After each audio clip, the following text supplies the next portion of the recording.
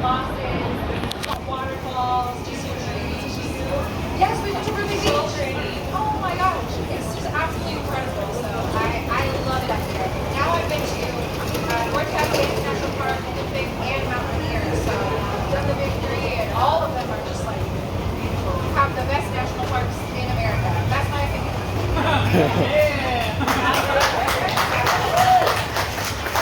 From all the LA smog you come here, it's just like a great breath of fresh air. Awesome. Do you want to go ahead and introduce yourself and some rules that you've been in for your fans here? Because I'm sure they're dying to hear it. Yes. Hello. My name is Mallorie Rodak. I have been a voice actor now for 11 years, which is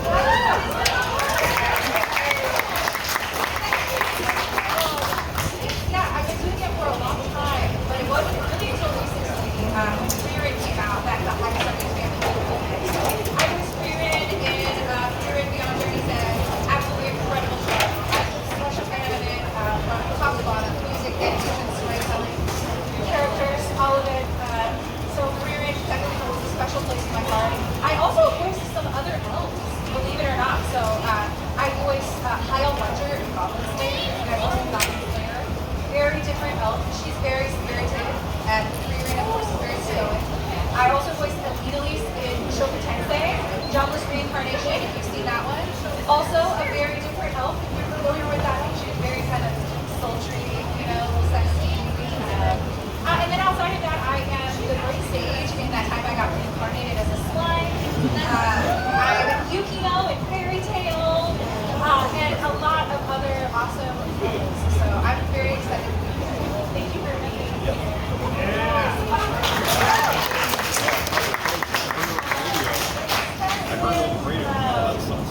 Gosh, do you collect any of your characters' merch or memorabilia?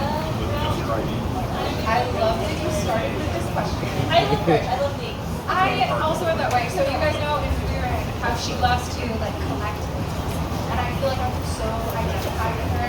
There's one part where she's holding this sword, and I think it's her, and it says, "Why do these things make her so happy?" And I'm like, I get this. I collect a lot.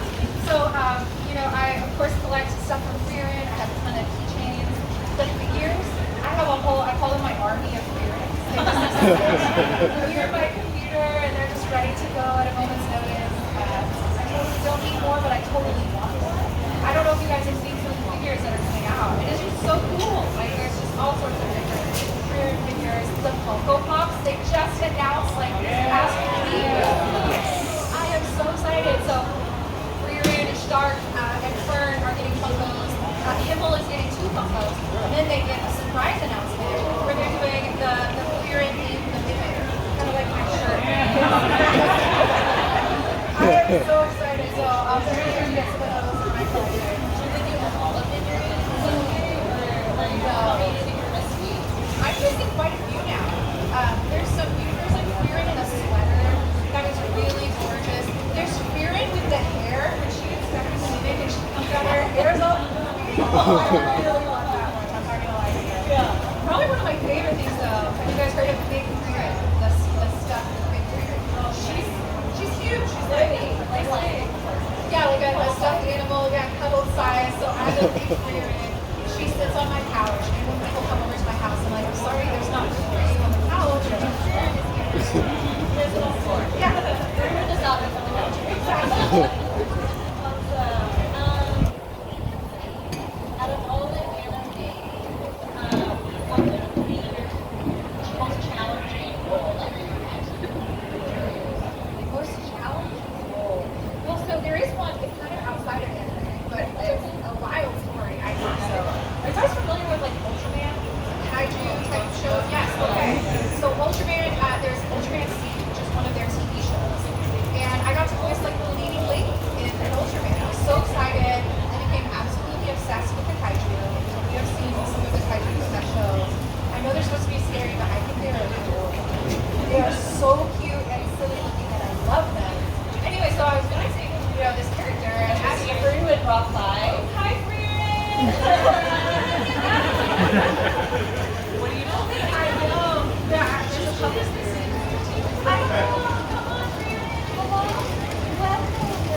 So I was voicing in Ultraman, and as you can imagine, you have a character who sees monsters all day long. Like she screams a ton, and it was kind of really fun for me to be screaming a lot. I think I got better at it.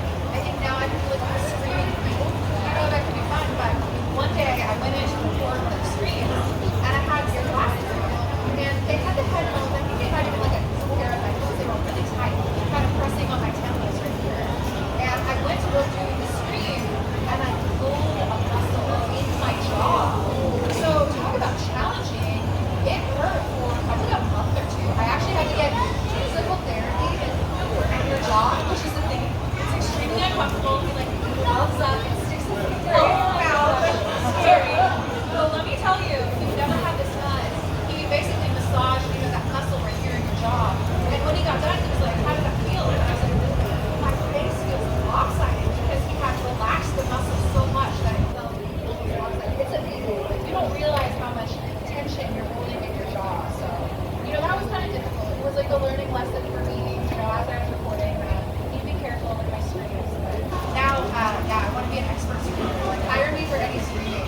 I just did a screaming role, just a little bit piece in One Piece, little show. Have you heard of it? Little episodes, mini-sodes. Yes. So I got to be just like a random character screaming. And I was like, still got it. Still a screamer, yes. Maybe like on like the credits rolls out, you're like screamer number 20 or something. That's it. That is it. I love those little bit parts because that's where you get to have a lot of fun. Just do random voices and I guess really quick one more before I have people start lining up. If you guys want to go ahead and start lining up, if you want to do Q&A for fan-based questions, please be more ahead. I don't like to steal your spotlight. This is about you guys. Do you ever face any of the characters you voice with someone you know in real life, like portray them in real life, or do you just kind of build up the things maybe you kind of just? Ooh, that's a great question. And there's a lot of inspiration that happens when you're trying to find the right voice for it.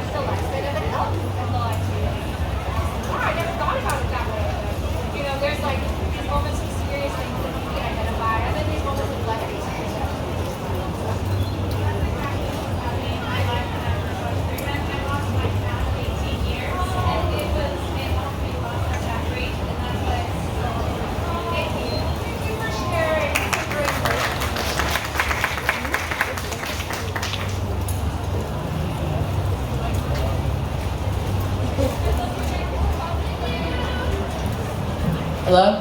Oh. Hey! Okay, my fault, sorry. Okay, so I'm Kieran, and how come a lot of the characters you play are elves? That's a great question. I don't know. Yeah, it's like I didn't choose it at all. And actually, at one point, I was recording all 3 of my elves at the same time.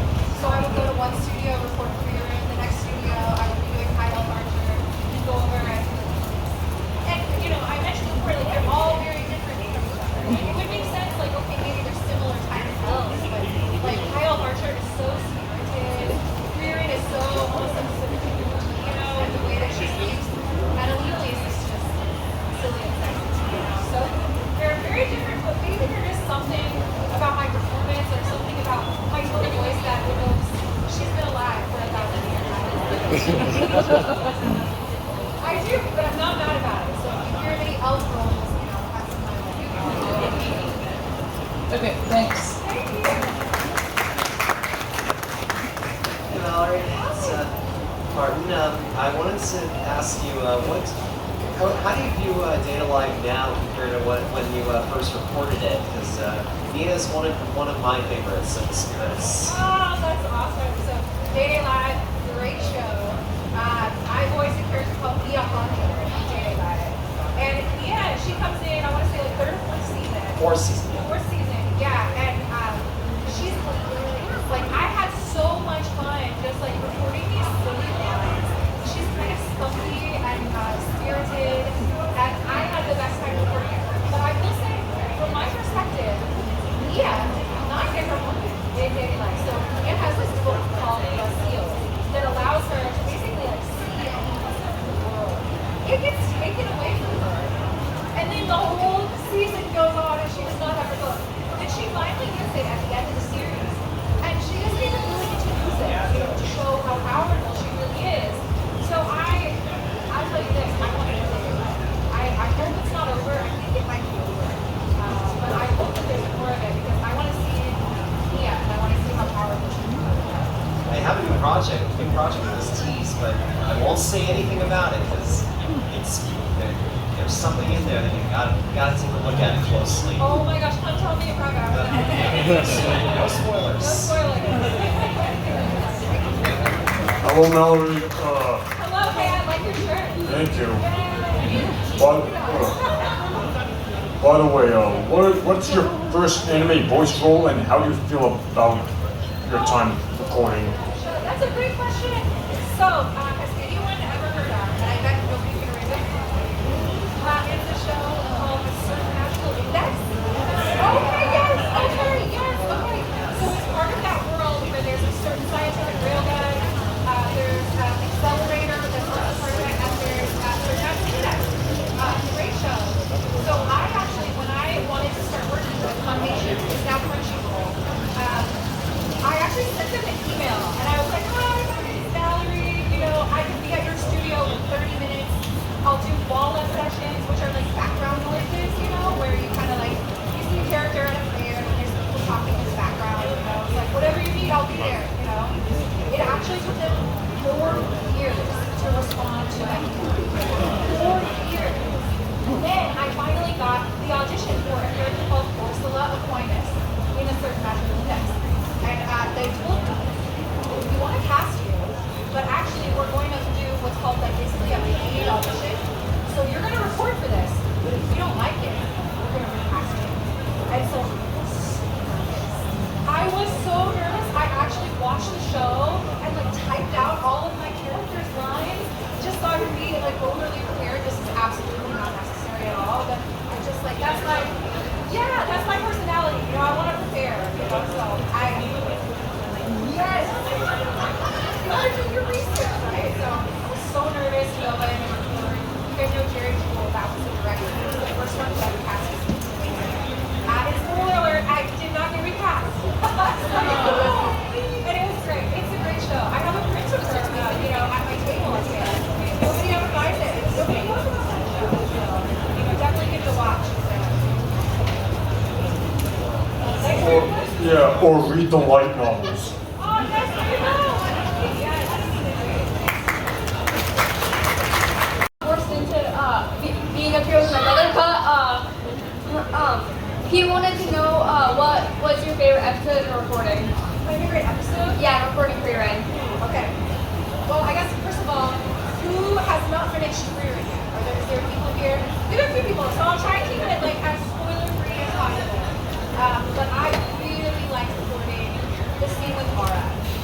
Oh my god.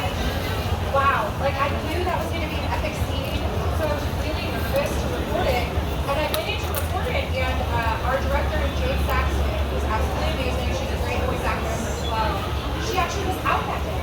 And so we had a guest director, and it was Jill Harris, who voices Fern.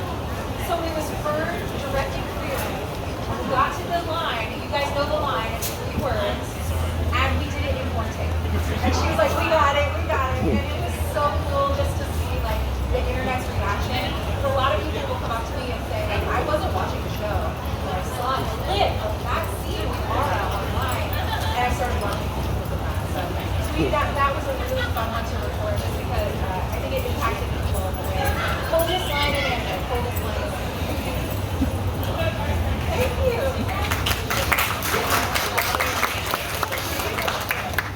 Hi, I'm June. First and foremost, do you know what Delicious in Dungeon is? Yes. Alright, so if Frieren was in the universe of Delicious in Dungeon, do you think she would struggle or not? I feel like she would thrive just because, have you seen some of the scenes with Frieren eating? Like, I love it. We have a sticker up at my table where it's Frieren with a giant burger and it says Warbeer on it. Or like, you know how she has a big pile of steaks that she's eating? Like, I feel like in many ways she might thrive in the Delicious in Dungeon universe solely for the food, you know, solely for the cooking. Yeah, honestly, I'm starting to get hungry just thinking about it. Yeah, it's not coming soon. It also smells really good here. All over here. Really? I got a corn dog yesterday. I couldn't help myself. I love here. Corn dogs down the way. But I love that question. Do you think she would survive in Delicious in Dungeon? I'd say she would struggle with the mimics. Yeah, you're right on that. Don't worry, kid. Also, I would say that would make me voice, by the way. Yes, great voice. Hi. I was wondering why you chose to speak up in love. Oh, okay. You guys know Star Blazers. You guys are familiar with Star Blazers? See, this is honestly one of my favorite shows. It's next to Frieren, I would say my second favorite anime that I've been in. Actually, I didn't choose to be in it. I auditioned and got the role. You audition for all sorts of things, you know, like horror anime, romance anime, slice of life, this, that. You never know what you're gonna get. But I was very fortunate to get cast in Star Blazers. And basically, if you're not familiar with Star Blazers, if you like sci-fi, give it a try. It was originally an anime in the 80s that was on like after school, so a lot of like Gen Xers are like, oh yeah, I grew up watching that. And they rebooted it. And it's immensely popular. Like 1 year it was the most popular movie released in the US. I don't know, Americans just don't care about it as much. What's really sad is there are more episodes that have been released in Japan that we just haven't dubbed yet here in America, which just doesn't happen often. I love this show though. I voice Yuki Mori. And it's romance, it has epic space battles, the music.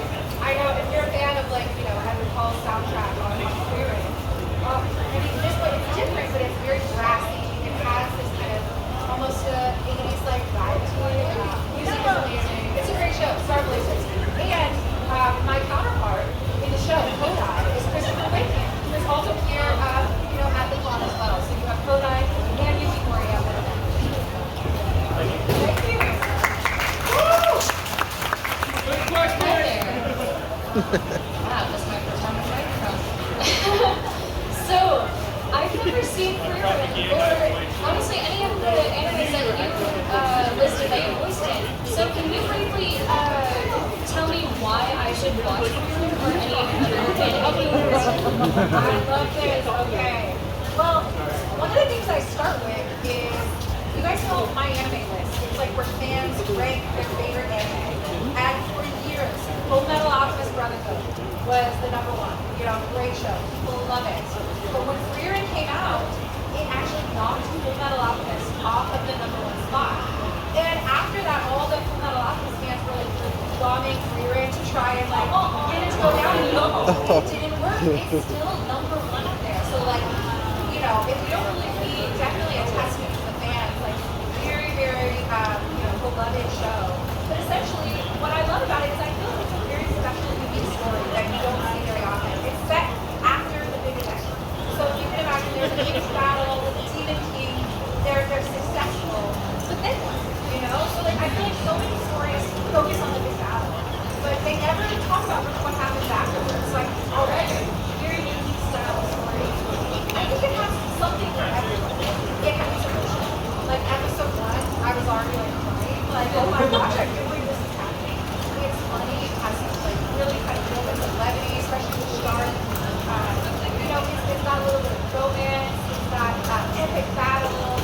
So it really is a really well-rounded fantasy story. And season 2 is coming in January. Because I know a lot of people, they're like, you know, I don't want to watch it, there's not more. There's more coming, and the second season is shaping up to be really awesome. Does that make sense to you? Cool, yeah. Yes! I'm very easily convinced. Thank you.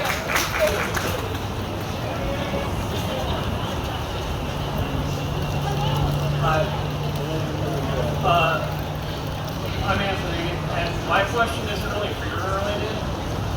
It's after successfully re-releasing a majority of the Ace Attorney games, when is Ace Attorney 7?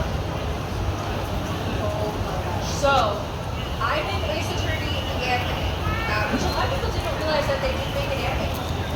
But I voiced Adrian Andrews in Ace Attorney. Great character. In the anime, she has an arc, you know, that she's a part of. In the games, Adrian Andrews is a huge part of the games. They haven't done it until she does the games, that's right. Yeah, I don't think they have. So, I mean, I would love to. Have you guys played Ace Attorney at all? Anyone familiar with Ace Attorney? Yeah. I mean, people love those games, and so I actually myself have been thinking about picking it up, just to see what Adrian Andrews is up to with the games. But I hope that we get more of that. And also, Christopher Wakehamp, I can't believe I can talk about him. He was also in the Ace Attorney. Yes, yes. So he's a huge Ace Attorney fan as well, so I think he will be all over the games too. Thank you. Hello. What are your thoughts on Solo Leveling unjustly getting Anime of the Year? Number 1.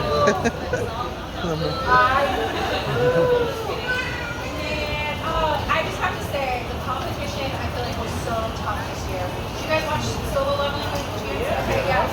It's amazing how big that show has gotten. I don't know if you saw recently that Solo Leveling now is the most watched show on all of Crunchyroll. Like, I mean, really, like, fandom is massive. So I totally get it.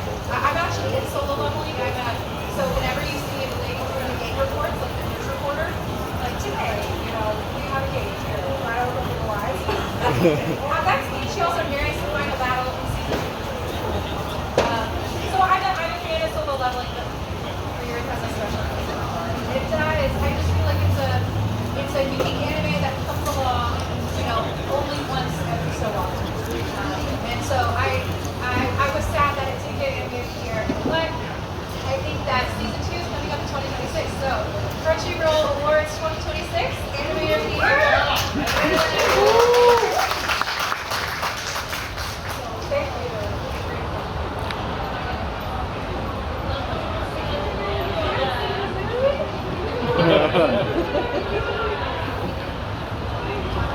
Hi.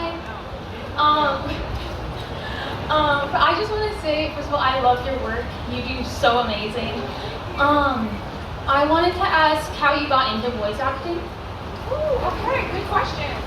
You know, it depends on how far back you want to go. Like, there were always signs of me maybe leaning towards some career in communications. Like, even when I was like a toddler, you know how toddlers like babble about gaga, boo, gaga. I was speaking in full sentences. There's actual videos of this too. It's quite interesting, but even when I was a toddler in 4th grade, I remember we did popcorn reading. You guys remember that? Where like read a sentence and pass it to someone else and they read a sentence. My 4th grade teacher actually told my parents. She was like, Mallorie has a really pleasant speaking voice. She should consider books on tape, which is audiobooks, you know? Not scripted audio. Yes, books on tape. Yes, exactly. So then, you know, we went on. I started doing choir. Loved choir.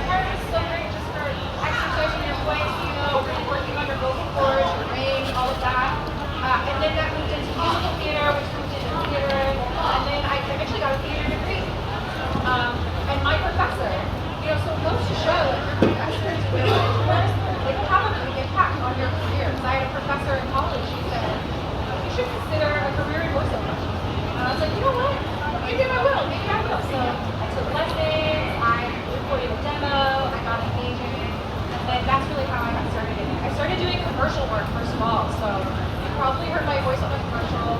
I was like the voice of Pizza Hut for a while there. I said, no, now Pizza the Hut.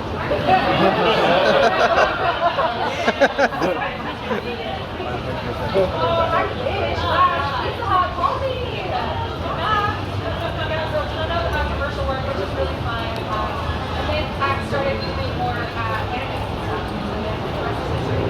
Cool. These are your questions.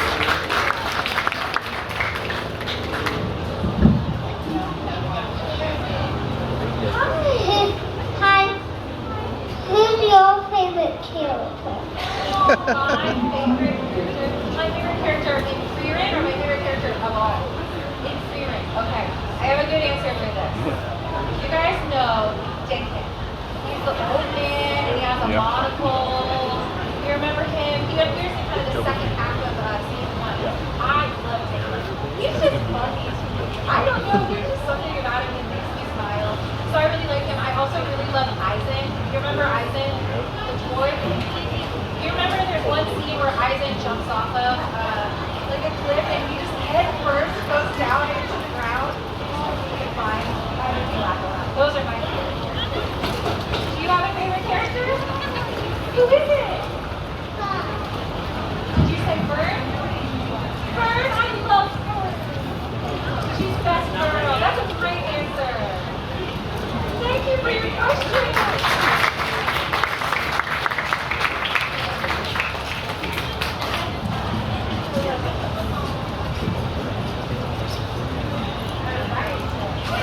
Any other last minute questions? Keisha, anything else want to ask?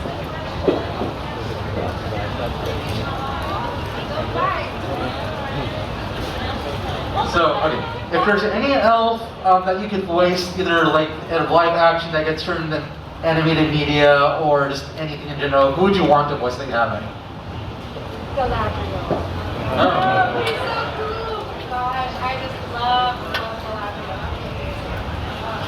Okay, so if you didn't get into voice acting, what would alternative career would you do? Ooh, I love this question. You know, when I was a little girl, for some reason, my dream was to be a children's book author and live in Maine.